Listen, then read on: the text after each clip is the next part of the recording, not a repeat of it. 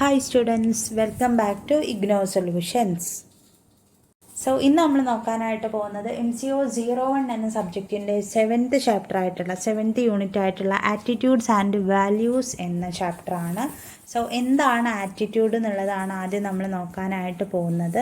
Attitude എന്ന് പറഞ്ഞിട്ടുണ്ടെങ്കിൽ it is an expression of a favourable and or unfavourable evaluation of a person, placing thing or event. ഒരു attitude എന്ന് പറഞ്ഞിട്ടുണ്ടെങ്കിൽ അതൊരു എക്സ്പ്രഷനാണ്. എന്തിൻ്റെ എക്സ്പ്രഷനാണ്? Of a favourable or unfavourable evaluation. നല്ല ഒരു ഇവാലുവേഷൻ, നല്ല ഒരു കാര്യത്തിൻ്റെയോ നല്ലൊരു സംഭവത്തിൻ്റെയോ അല്ലെങ്കിൽ അനുകൂലമായിട്ടുള്ള ഒരു സംഭവത്തിൻ്റെയോ അല്ലെങ്കിൽ അൺഫേവറബിൾ ആയിട്ടുള്ളൊരു സംഭവത്തിൻ്റെയോ ഒരു വിലയിരുത്തൽ, ഒരു വാലുവേഷനാണ്, ഒരു വിലയിരുത്തലാണ് ഒരു പേഴ്സണെ കുറിച്ചിട്ടോ അല്ലെങ്കിൽ പ്ലേസിനെ കുറിച്ചിട്ടോ അല്ലെങ്കിൽ ഒരു സാധനത്തിനെ കുറിച്ചിട്ടോ ഒരു ഇവൻറ്റിനെ കുറിച്ചിട്ടോ ഉള്ള ഒരു എക്സ്പ്രഷനാണ് ആറ്റിറ്റ്യൂഡ് എന്ന് പറയുന്നത്. ഇപ്പോൾ ഒരു എക്സാമ്പിൾ പറയുകയാണെന്നുണ്ടെങ്കിൽ, ഇപ്പം ആ സ്ഥലത്തേക്ക് പോകണ്ട, അതൊരു നല്ല പ്ലേസ് അല്ല, അവിടെ ഭൂതങ്ങളുണ്ട്, പ്രേതങ്ങളുണ്ട് എന്നൊക്കെ പറയുന്നത് ഒരു അൺഫേവറബിൾ ആയിട്ടുള്ള ഇവാലുവേഷനാണ് ആ ഒരു പ്ലേസിനെ കുറിച്ചിട്ട്. അതേപോലെ തന്നെ ഇവൻ്റ് പറയുകയാണെന്നുണ്ടെങ്കിൽ ചില പാർട്ടീസൊക്കെ നല്ല പാർട്ടീസ് അല്ല, പിന്നെ ചില കാര്യങ്ങളൊക്കെ നല്ല കാര്യങ്ങളാണ്. ഇപ്പം പഠിക്കുന്ന കാര്യങ്ങൾ തിങ്സൊക്കെ ആണെന്നുണ്ടെങ്കിൽ ഈ ബുക്ക് നല്ലതാണ്, ഈ പുസ്തകം വായിച്ചിട്ടുണ്ടെങ്കിൽ ഒത്തിരി നന്നായിരിക്കും, അങ്ങനെ പറയുന്ന ഫേവറബിൾ ആയിട്ടുള്ള എക്സ്പ്രഷൻസ്, ആറ്റിറ്റ്യൂഡ്സ് ഒരു സാധനത്തിലുണ്ടാവും. അപ്പം അതാണ് ആറ്റിറ്റ്യൂഡ് എന്ന് പറയുന്നത്. ആറ്റിറ്റ്യൂഡ് ഈസ് ആൻ എക്സ്പ്രഷൻ, ഒരു എക്സ്പ്രഷനാണ്. അത് ഫേവറബിൾ ആയിട്ടോ അൺഫേവറബിൾ ആയിട്ടുള്ള ഇവാലുവേഷനോ ആയിരിക്കാം. അത് പേഴ്സണെ കുറിച്ചോ അല്ലെങ്കിൽ പ്ലേസിനെ കുറിച്ചിട്ടോ ഇവൻറ്റിനെ കുറിച്ചിട്ടോ സാധനത്തിനെ കുറിച്ചിട്ടോ എന്തോ ആവാം. It is an expression and feelings about others. അതൊരു എക്സ്പ്രഷനോ അല്ലെങ്കിൽ ഫീലിങ്സോ, മറ്റുള്ളവരെ കുറിച്ചിട്ടുള്ള ഫീലിങ്സോ ആയിരിക്കാം. Favourable evaluations are called positive attitudes. Favourable ആയിട്ടുള്ള നിരീക്ഷണങ്ങൾ, വിലയിരുത്തലുകളൊക്കെ പോസിറ്റീവ് ആറ്റിറ്റ്യൂഡ്സ് ആയിട്ടും, അതേപോലെ അൺഫേവറബിൾ ആയിട്ടുള്ള ഫീലിങ്സ്, പ്രതികൂലമായിട്ടുള്ള വികാരങ്ങളൊക്കെ നെഗറ്റീവ് ആറ്റിറ്റ്യൂഡ്സും ആയിട്ടാണ് നമ്മൾ ഡിവൈഡ് ചെയ്തിട്ടുള്ളത്. Attitudes are formed by perceptions. Attitudes എങ്ങനെയാണ് ഫോം ചെയ്തിട്ടുള്ളത്? പെർസെപ്ഷൻസ് വഴിയാണ്. പെർസെപ്ഷൻസ് എന്താണെന്ന് നമ്മൾ കഴിഞ്ഞ ക്ലാസ്സിൽ പഠിച്ചിട്ടുണ്ടായിരുന്നു. പെർസെപ്ഷൻസ് എന്ന് പറഞ്ഞിട്ടുണ്ടെങ്കിൽ എന്താണ്? പെർസെപ്ഷൻസ് എന്ന് പറഞ്ഞിട്ടുണ്ടെങ്കിൽ നമ്മളുടെ സെൻസ് ഓർഗൻസ് വഴി, നമുക്ക് ടച്ചിലൂടെയോ അല്ലെങ്കിൽ പറയുകയാണെന്നുണ്ടെങ്കിൽ നമ്മൾ കണ്ടിട്ടോ കേട്ടിട്ടോ ഫീൽ ചെയ്തിട്ടോ സ്മെൽ ചെയ്തിട്ടോ ടേസ്റ്റ് ചെയ്തിട്ടൊക്കെ നമുക്ക് കിട്ടിയിട്ടുള്ള, നമ്മൾ കളക്ട് ചെയ്തിട്ടുള്ള ഇൻഫോർമേഷനെയാണ് പെർസെപ്ഷൻ എന്ന് പറയുന്നത്. അപ്പം മറ്റുള്ളവരെ കുറിച്ച് നമ്മൾ അറിഞ്ഞിട്ടുള്ള ഒരു കാര്യങ്ങൾ നമ്മൾ ആറ്റിറ്റ്യൂഡ്സിനെ ബാധിക്കും. അതായത് പെർസെപ്ഷൻസ് വഴിയാണ്, മറ്റുള്ളവരെ കുറിച്ച് നമ്മൾ അറിഞ്ഞ കാര്യങ്ങളാണ് ആറ്റിറ്റ്യൂഡായിട്ട് നമുക്ക് മുന്നോട്ട് വരുന്നത്. Process of formation of attitude formation ചെയ്യുന്ന, ആറ്റിറ്റ്യൂഡ് എങ്ങനെയാണ് ഉണ്ടാവുന്നത് എന്നുള്ളതാണ് അതിൻ്റെ ഒരു ഫിഗറാണ് നമ്മൾ നോക്കാനായിട്ട് പോകുന്നത്. അപ്പോൾ ആദ്യം താഴെ തൊട്ടാണ് സ്റ്റാർട്ട് ചെയ്യുന്നത്. Culture, faith, education, experience, mentors. ഇപ്പം നമ്മൾ തന്നെ എങ്ങനെയാണ് നമ്മൾ ആറ്റിറ്റ്യൂഡ് ബിൽഡ് ചെയ്ത് വരുന്നത് എന്നുള്ളതാണ്. നമ്മളെ കൾച്ചർ നമ്മൾ ആറ്റിറ്റ്യൂഡിൻ്റെ ഒരു ഭാഗമാണ്. നമ്മളെ ഫെയ്ത്ത്, നമ്മളെ വിധി ആറ്റിറ്റ്യൂഡിൻ്റെ ഒരു ഭാഗമാണ്. നമ്മളെ എഡ്യൂക്കേഷന് നമ്മൾ ആറ്റിറ്റ്യൂഡ് മാറ്റും. നമ്മളെ എക്സ്പീരിയൻസ്, നമ്മൾ എത്ര എഡ്യൂക്കേറ്റ് ചെയ്തു അതിനനുസരിച്ച് നമുക്ക് എത്ര എക്സ്പീരിയൻസ് കിട്ടി. അപ്പോൾ ആ ഒരു എക്സ്പീരിയൻസ് എഡ്യൂക്കേഷൻ ഫീൽഡിലുള്ള എക്സ്പീരിയൻസ് ആവണം എന്നില്ല, കരിയർ പരമായിട്ടുള്ള എക്സ്പീരിയൻസ് ആവണം എന്നില്ല. നമ്മൾ ലൈഫിൽ കുറേ കാര്യങ്ങൾ ലേൺ ചെയ്തിട്ടുണ്ടാവും, നമ്മുടെ ലൈഫ് എക്സ്പീരിയൻസ് കൊണ്ട് നമ്മൾ ലേൺ ചെയ്തിട്ടുണ്ടാവും. മെൻറ്റേഴ്സ് എന്ന് പറഞ്ഞിട്ടുണ്ടെങ്കിൽ നമ്മളെ ലൈഫ് മുന്നോട്ട് പോകാനായിട്ട് നമ്മളെ ഗൈഡ് ചെയ്തിട്ടുള്ള ആൾക്കാരുണ്ടാവും. അവരൊക്കെയാണ് നമ്മളൊരു വിശ്വാസം നേടിയെടുക്കാനായിട്ട് മുന്നോട്ട് നമ്മളെ ബിൽഡ് ചെയ്യുക. അത് നമ്മളെ വാല്യൂസ് തിരിച്ചറിയാനായിട്ട്, നമ്മൾ എത്രത്തോളം ഇമ്പോർട്ടൻ്റ് ആണെന്ന് തിരിച്ചറിയാനായിട്ട് ഹെൽപ്പ് ചെയ്യും. ഒബീവിയസ്ലി അത് നമുക്കൊരു ആറ്റിറ്റ്യൂഡ് ബിൽഡ് ചെയ്യുകയും അത് നമ്മളുടെ ബിഹേവിയറായി മാറുകയും ചെയ്യും. അപ്പോൾ ഇതാണ് നമ്മുടെ ഒരു ഫോർമേഷൻ ഓഫ് ആറ്റിറ്റ്യൂഡ്സ് വരുന്നത്. അപ്പോൾ താഴെ നമുക്കത് കുറച്ചും കൂടെ എക്സ്പ്ലെയിൻ ചെയ്തിട്ട് പറയുന്നുണ്ട്. ആറ്റിറ്റ്യൂഡ്സ് ബൈ അസോസിയേഷൻ, എങ്ങനെയാണ് നമുക്ക് ആറ്റിറ്റ്യൂഡ്സ് ബിൽഡ് ചെയ്യുക എന്നുള്ളതാണ്. അപ്പോൾ attitudes by association, attitudes by observation, attitude by group or culture, attitude by direct experience, ഇതൊക്കെയാണ് പറയുന്നത്. അതായത് നമുക്ക് ഇവിടെ കൊടുത്തിട്ടുള്ള താഴെ കൊടുത്തിട്ടുള്ള നമ്മളെ മുന്നോട്ട് വരാനായിട്ട് ഹെൽപ്പ് ചെയ്യുന്ന കാര്യങ്ങളൊക്കെയാണ്. ആറ്റിറ്റ്യൂഡ് ബൈ അസോസിയേഷൻ എന്ന് പറഞ്ഞിട്ടുണ്ടെങ്കിൽ when we are attacked a person or place we form attitudes of them easily.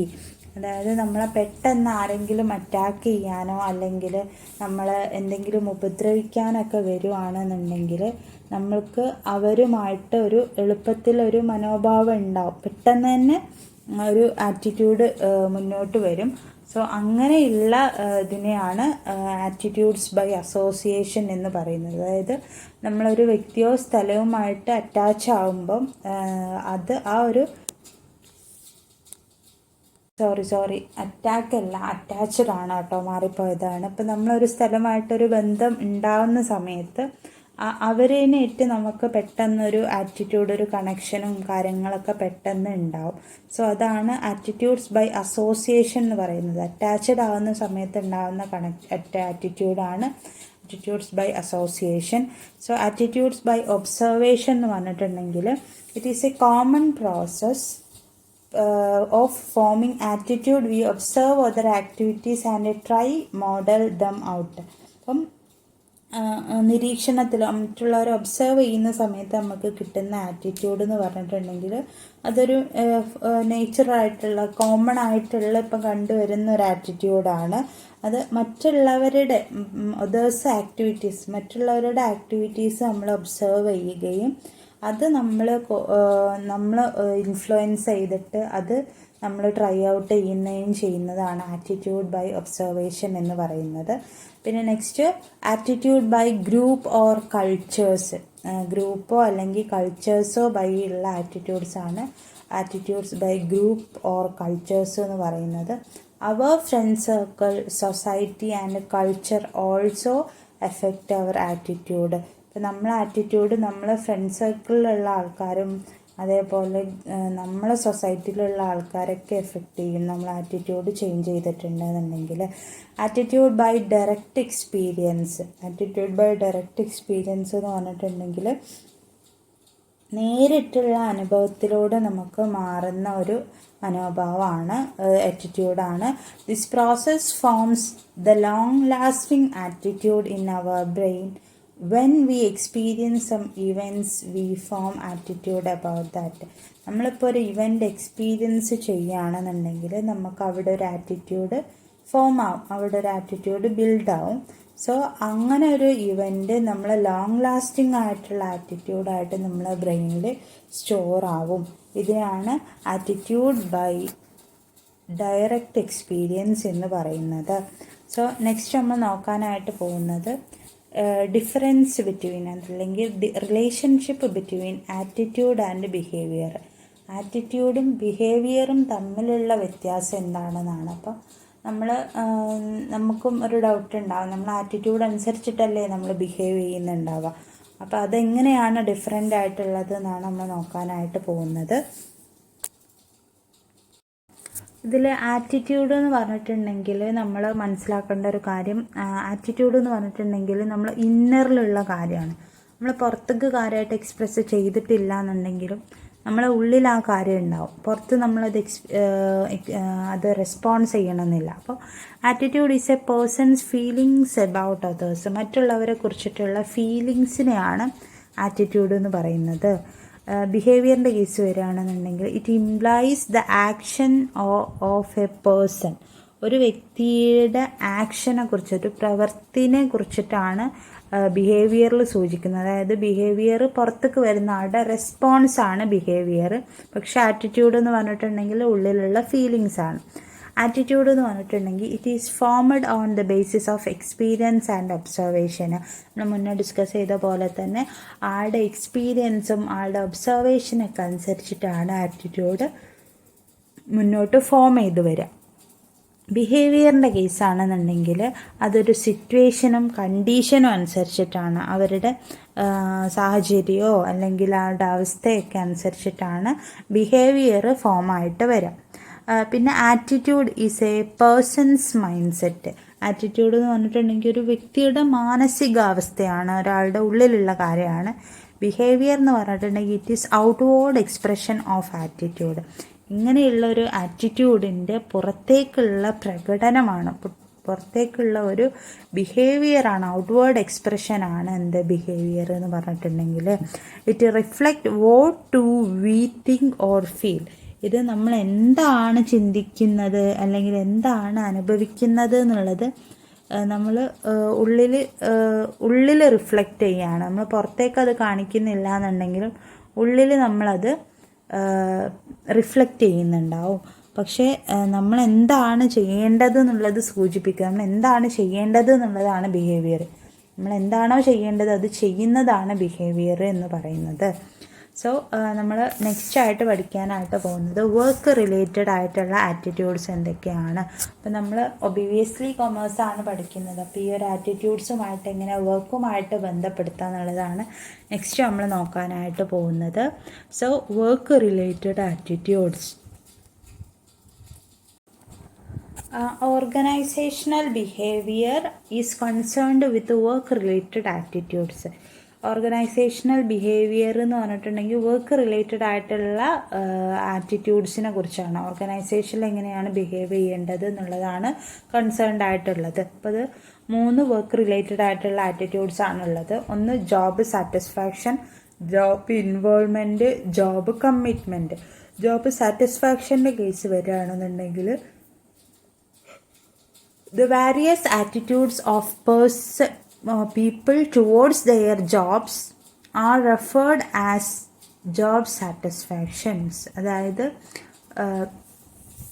അങ്ങനെ പറയുകയാണെന്നുണ്ടെങ്കിൽ ജോബ് സാറ്റിസ്ഫാക്ഷൻ എന്ന് പറയുകയാണെങ്കിൽ ജോലിയോടുള്ള ആളുകളുടെ വിവിധ മനോഭാവത്തിനെയാണ്, അതായത് ഓരോരോ ആൾക്കാർക്കും ഓരോരോ ആറ്റിറ്റ്യൂഡ്സ് ആയിരിക്കും ജോലിനോട് ഉണ്ടാവുക.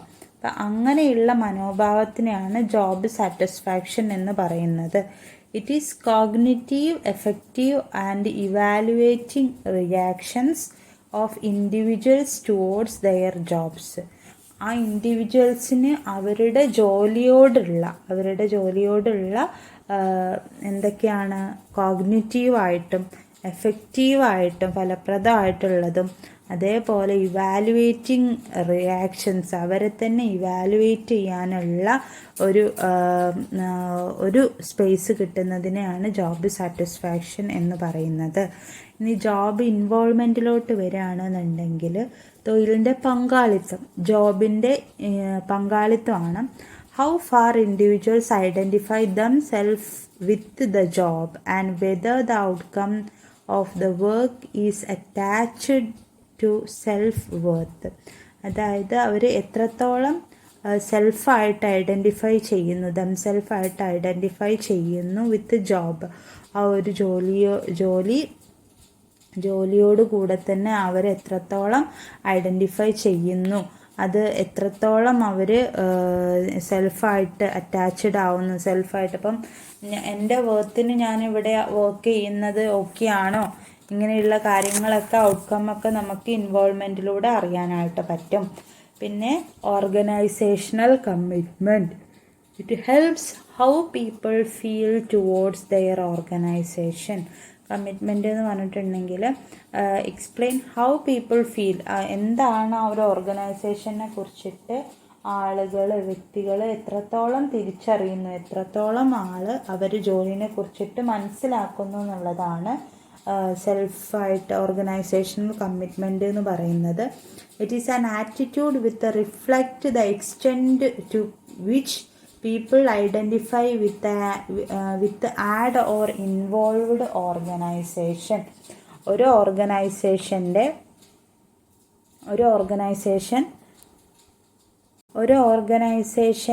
ആറ്റിറ്റ്യൂഡ് വെച്ചിട്ട്, ഒരു ഓർഗനൈസേഷൻ്റെ ആറ്റിറ്റ്യൂഡ് എത്രത്തോളം പീപ്പിൾസിൽ റിഫ്ലക്റ്റ് ചെയ്യുന്നു, അത് ഓരോരോ ഓർഗനൈസേഷനിലുള്ള എംപ്ലോയീസിനെയും എങ്ങനെ ഐഡൻറ്റിഫൈ ചെയ്യാൻ പറ്റുന്നു എന്നുള്ളതാണ് ഓർഗനൈസേഷണൽ കമ്മിറ്റ്മെൻറ്റ് എന്നുള്ളതിൻ്റെ ഒരു ആറ്റിറ്റ്യൂഡായിട്ട് വരുന്നത്. അതായത് ഈ 3 ആറ്റിറ്റ്യൂഡും ജോബ് റിലേറ്റഡ് ആണ്. ഒന്ന് ജോബിൻ്റെ സാറ്റിസ്ഫാക്ഷൻ ആണ്, ഒന്ന് ജോബിൻ്റെ ഇൻവോൾവ്മെൻ്റ് ആണ്, എങ്ങനെയാണ് ഇൻവോൾവ് ചെയ്യുക എന്നുള്ളത്, പിന്നെ കമ്മിറ്റ്മെൻ്റ് ആണ്, നമ്മൾ എങ്ങനെയാണ് ആ ഒരു കമ്പനിയെ കുറിച്ച് ഫീൽ ചെയ്യുന്നത് എന്നുള്ളതാണ്. അപ്പോൾ ഇതെല്ലാം അറ്റ് ലാസ്റ്റ് കൊണ്ടെത്തിക്കുന്നത് നമ്മൾ ചെയ്യുന്ന job as an individual okay ആണോ എന്നുള്ളതാണ് ലാസ്റ്റ് പറയുന്നത്. What are values? വാല്യൂസ് എന്ന് പറഞ്ഞാൽ എന്താണ്? How values are formed? How to develop values based organisation. അപ്പം എന്താണ് വാല്യൂസ് എന്നുള്ളതാണ് നോക്കാനായിട്ട് പോകുന്നത്. വാല്യൂസ് എന്ന് പറഞ്ഞിട്ടുണ്ടെങ്കിൽ the attributes of a person, ഒരു പേഴ്സൻ്റെ ഗുണങ്ങളാണ്, ഒരു പേഴ്സൻ്റെ ആട്രിബ്യൂട്ട്സ് ആണ്, മൂല്യങ്ങളാണ്. Values tells us what is right or wrong, എന്താണ് ശരി എന്താണ് തെറ്റ് എന്നുള്ളത് നമുക്ക് വാല്യൂസ് പറഞ്ഞു തരും. Value help to understand persons attitudes, perception and personality. Values ഒരാളുടെ ആറ്റിറ്റ്യൂഡ്സ്, ആളുടെ മൂല്യങ്ങൾ അണ്ടർസ്റ്റാൻഡ് ചെയ്യിപ്പിക്കാനും പെർസെപ്ഷൻ ആൻഡ് പേഴ്സണാലിറ്റി, ആളുടെ അപ്രോച്ച് എങ്ങനെയാണെന്നുള്ളതും ആളുടെ പേഴ്സണാലിറ്റി എങ്ങനെയാണെന്നുള്ളതും വ്യക്തിത്വം എങ്ങനെയാണെന്നുള്ളതൊക്കെ ഐഡൻറ്റിഫൈ ചെയ്യാനായിട്ട് വാല്യൂസ് ഹെൽപ്പ് ചെയ്യും. പിന്നെ values R moral principle based on beliefs. Values എന്ന് പറഞ്ഞിട്ടുണ്ടെങ്കിൽ നമ്മുടെ ബിലീഫ്, നമ്മുടെ വിശ്വാസത്തിനെ കുറിച്ചിട്ടുള്ള അടിസ്ഥാന തത്വമാണ്, മോറൽ പ്രിൻസിപ്പിളാണ് വാല്യൂസ് എന്ന് പറഞ്ഞിട്ടുണ്ടെങ്കിൽ. So next, values affect our decisions, goal and behaviour. Values മൂല്യങ്ങൾ നമ്മളുടെ എന്തിനൊക്കെ എഫക്റ്റ് ചെയ്യും? നമ്മളെ ഗോൾസിനെ എഫക്റ്റ് ചെയ്യും, നമ്മളെ ബിഹേവിയറിനെ എഫക്റ്റ് ചെയ്യും. ഇങ്ങനെയുള്ള കാര്യങ്ങളെയൊക്കെ വാല്യൂസ് എഫക്റ്റ് ചെയ്യുന്നുണ്ടാകും. പിന്നെ നെക്സ്റ്റ് ആയിട്ട് വരുന്നത് ഹൗ വാല്യൂസ് ആർ ഫോംഡ്. എങ്ങനെയാണ് വാല്യൂസ് ഫോം ചെയ്തേക്കുന്നത്? Values are formed from family. Values എന്ന് പറഞ്ഞിട്ടുണ്ടെങ്കിൽ നമുക്കൊരു എന്തെങ്കിലും ഒരു കാര്യങ്ങൾ നമുക്ക് പേഴ്സണാലിറ്റി ഡെവലപ്പ് ചെയ്യുന്നതിൻ്റെയൊക്കെ ഒരു ബേസ് ആയിട്ടുള്ള കാര്യം എന്ന് പറയുന്നത് ഫാമിലിയിൽ നിന്നാണ് നമുക്ക് ആദ്യം തന്നെ കിട്ടുന്നുണ്ടാവുക. പിന്നെ സൊസൈറ്റിയിൽ നിന്നാണ് രണ്ടാമത് കിട്ടുന്നുണ്ടാവുക. പിന്നെ നമ്മളെ ബിലീഫ് അനുസരിച്ചിട്ട് വളർന്നു വന്നിട്ടുള്ള കൾച്ചർ. പിന്നെ personal factors formed on experience with environment. നമ്മളെ വർക്ക് എൻവിറോൺമെൻറ്റിലോ നമ്മളെ ജീവിത സാഹചര്യത്തിലൊക്കെ നമ്മളായിട്ട് ഉണ്ടാക്കിയ, നമ്മൾ മുന്നോട്ട് പൊരുതി വന്നിട്ടുള്ള നമ്മുടെ തന്നെ എക്സ്പീരിയൻസും പേഴ്സണൽ ഫാക്ടേഴ്സൊക്കെ ഒരു വാല്യൂസ് ഫോം ചെയ്യാനായിട്ട് ഹെൽപ്പ് ചെയ്യുന്നുണ്ടാവും. പിന്നെ നെക്സ്റ്റ് വരുന്നത് ഹൗ ടു ഡെവലപ്പ്